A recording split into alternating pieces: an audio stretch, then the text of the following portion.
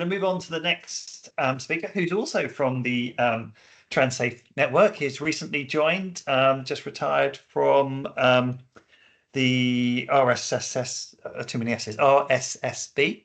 So next up is Tavid Dobson, and he's going to cover risk management maturity model 3. So sometimes we talk about safety maturity, sometimes it's sort of risk, and they're a little bit, I think, interchangeable to a certain extent. So Tavid, over to you. Thank you. Can you all hear me okay? I'm guessing you can. Yeah. So yes, RM3, it's called RM3 because there are 3 M's, risk management maturity model. So a rather nice little acronym, the RM3. So I will refer to it as RM3 rather than saying risk management maturity model throughout the presentation. I recently joined the TransSafe network and I was piloted in very quickly to do this presentation today because in my prior role, as we just discussed, I worked for RSSB as a lead safety management specialist.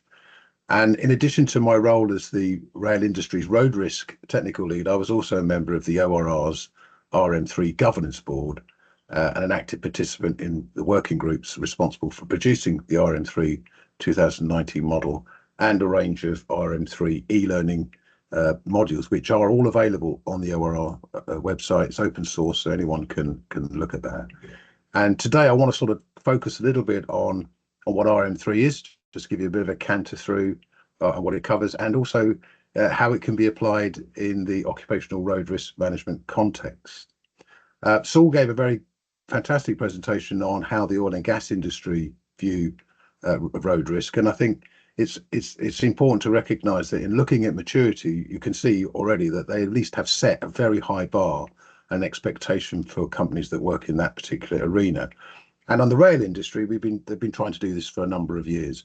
So if we can go to the next slide, I'm just going to cover off essentially what RM3 is, how it works, the value of it, and give you a bit of an example of how I think it can be applied in the occupational road risk arena. Next slide, please. So let's look at what RM3 is. And I think if we go to the slide after that, I should be able to give you some context. Let me just find my notes here. So RM3 was originally developed as a tool specifically for ORR inspectors, and Patrick gave a presentation earlier on about safety culture, and I think this is one of the things we've recognised, that continuous improvement requires a really mature and company, particularly leadership and management, to make sure that safety is managed effectively. Over the last 7 years or so, the tool has been actively promoted to help rail organisations to successfully manage health and safety risks and to identify areas for improvement, and to help the ORR and rail companies to have a sort of year-on-year comparison for benchmarking. RM3 is designed to help evaluate an organisation's capability to manage risks in a structured and sustainable way. And to achieve this, RM3 works with the organisation's health and safety management system. RM3 sets out criteria for key elements of the safety management system, and by applying the model, an organisation can understand which areas that are performing well and where additional work is needed. Continuous improvement is a critical and crucial element of a safety management system, and crucial, of course, when implementing changes to the system or further developing the system. The purpose of RM3 is to encourage organisations to improve health and safety, to achieve an excellence in health and safety management by identifying and assessing risks properly, controlling them effectively, and of course compliance with the law. And this is achieved by continually improving the organisation's culture, the health and safety and asset management, and the way in which risks are controlled within your organisation. Next slide. So we covered RM3 is part of your health and safety management system. In some ways, it's just another tool in your performance monitoring toolkit, alongside things like inspection, audit, investigation, and review. I guess at its heart, it's about risk. Remember, risk is how likely someone could be harmed or injured due to a hazard and the extent of that harm. And the management of health and safety at work regs sets out duties for maintaining health and safety in the workplace. And this includes those who are using road vehicles for work purposes. Remember, regulations may be a minimum requirement. However, they also require companies to continuously improve health and safety and to address hazards that they may identify. A good health and safety management system should therefore assist your organization in understanding your risks and your hazards. A health and safety management system is a systematic approach to managing safety and includes organizational structures, accountabilities, policies, and procedures.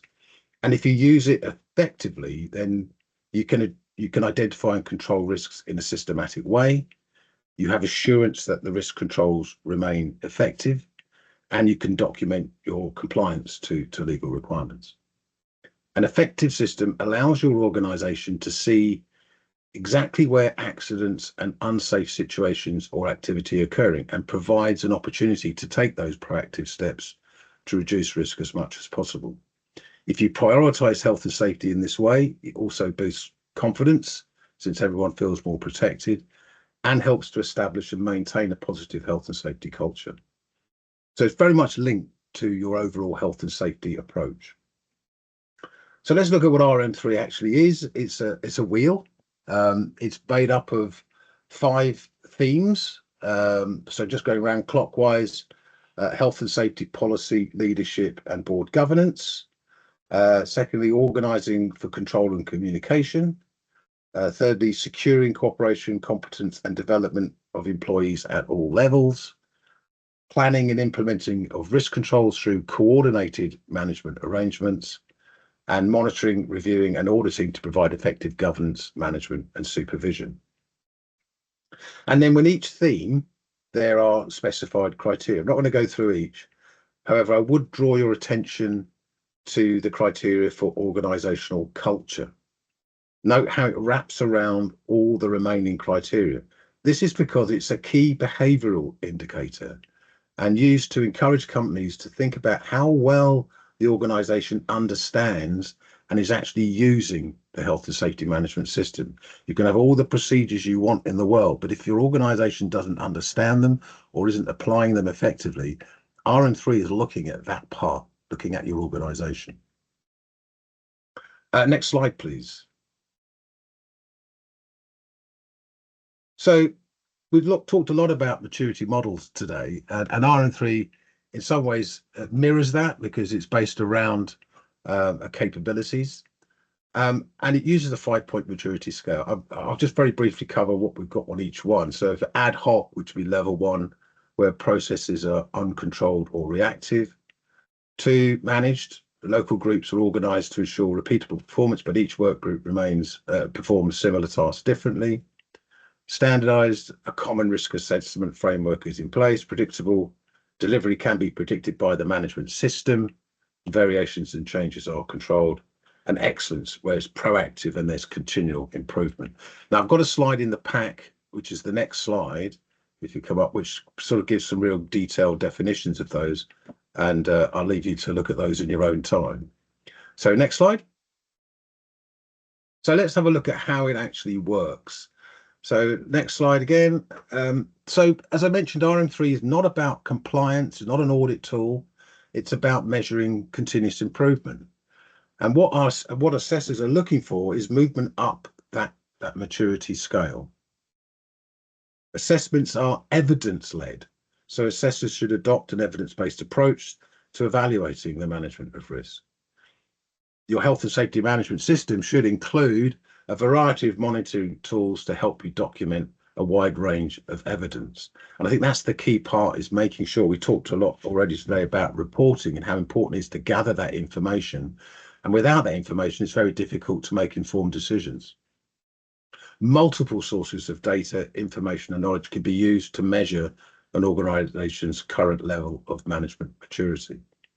Information on the performance of organizations can be gathered in a variety of ways, through interviewing individuals at various levels, through inspection and reviewing of documentary evidence, and through direct and indirect observation of conditions found at site level. And through discussion and collaboration with others across the organisation at all levels. And it's really important that we recognise that good maturity is top to bottom. Then by having all those discussions and collaborating together, then you can start to make an assessment of the maturity levels against the selected criteria and the evidence that you've collected. So let's have a quick look now at occupational road risk management and how we might apply this as part of the way we move forward. So next slide, please. Oh, we got it here. Sorry. There it is.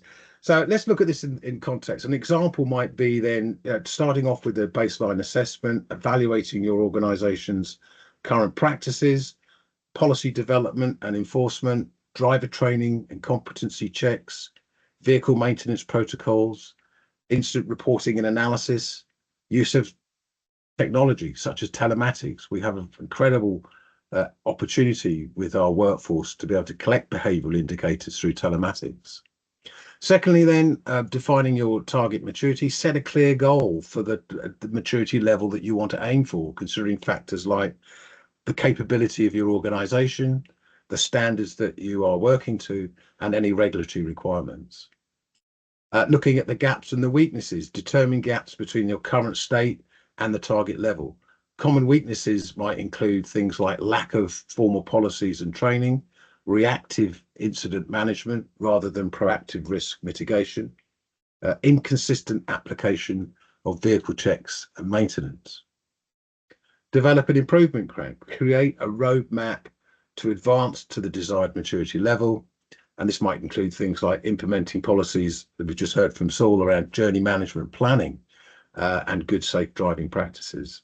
Standardizing your processes across all your business units, introducing new technologies, GPS tracking, dashboard cameras, collision detection systems, and establishing a range of key performance indicators specifically around road safety. Moving on then to monitoring your progress, regularly measure progress against the improvement plans using audit, incident trend analysis, feedback from drivers, and ensure alignment with your broader risk management frameworks. It's really important to make sure that these areas are absorbed into whatever your overall business risk management plan might be. Having it as a separate add-on is one of the problems I think we face as we move forward. And then finally, developing fostering a good safety culture. So embedding road safety as a core value by encouraging leadership commitment, promoting employer engagement through awareness and campaigns and incentives, and integrating road safety into your overall organisational risk management strategy, as I mentioned. So that just gives you a quick canter through how you could use RM3 with occupational road risk. A quick look then, next slide please, a quick look then at the values of RM3, and I think these are fairly consistent, but important to note. So we're looking for improved safety outcomes, so systematically improving processes, compliance and reputation. So by aligning your safety management system to RM3 demonstrates a commitment to safety and regulatory compliance and makes that conversation a lot easier. Cost savings, proactive risk management reduces costs, obviously, around vehicle damage, insurance claims, and lost productivity, and continuous improvement. RM3 does foster that ongoing refinement of practices. If everyone is discussing and sitting down and reviewing what you're doing, you're likely to get a good sharing of good practice and understanding. Next slide, please. So I'm just going to give you a quick example, I think, of how this applies to each of the levels. So I've sort of made this up, but it's just to illustrate how you might see a company as it moves through the different levels. So starting at level one, a company might have a lack of a proper structure for reporting and driver training. So level two, they've increasing their maturity. They've developed a training program. Standardized, they've introduced an incident reporting investigations and telematics to help monitor behavior. 4, they've set up a dashboard now for analyzing the trends and implementing those corrective actions. And excellence, well, we're all moving towards AI, and if it's there to help you to predict your risks and embed a culture of continuous improvement. So you can see that steady rise in maturity in the management of how they're doing it. Finally, then, just a couple of quick slides. Next slide, please. So this is the RM3 risk management maturity model. I've left the link in the website, so you can download that if you want. It's quite a hefty tome, but there's lots of really good information there to help explain how to use RM3. And then next slide, as I mentioned, there are some e-learning modules which you can use to help you understand how to apply it in practice. And then finally, yeah, any questions? That was a bit of a canter through. Right, thank you very much. We'll do questions at the end of the session with all of the presenters, if that's okay. Thank you very much for that. That was really really interesting and useful. And just one quick question, actually. You know, can anyone use this, and how much does it cost? It's free, so it's on the ORR website. It's open source, so anyone can go onto this website and download the material. My only caveat, I guess, slightly is that it's railway centric in some ways, but in my view, it is there to be used and interpreted. And as we mentioned through the presentation, it's about continuous improvement. So anything that helps you to understand where your organization is now and where you want to take your organization, then a tool like this will help you to achieve that. Okay, sorted. Excellent. Yeah, we'll do questions at the end.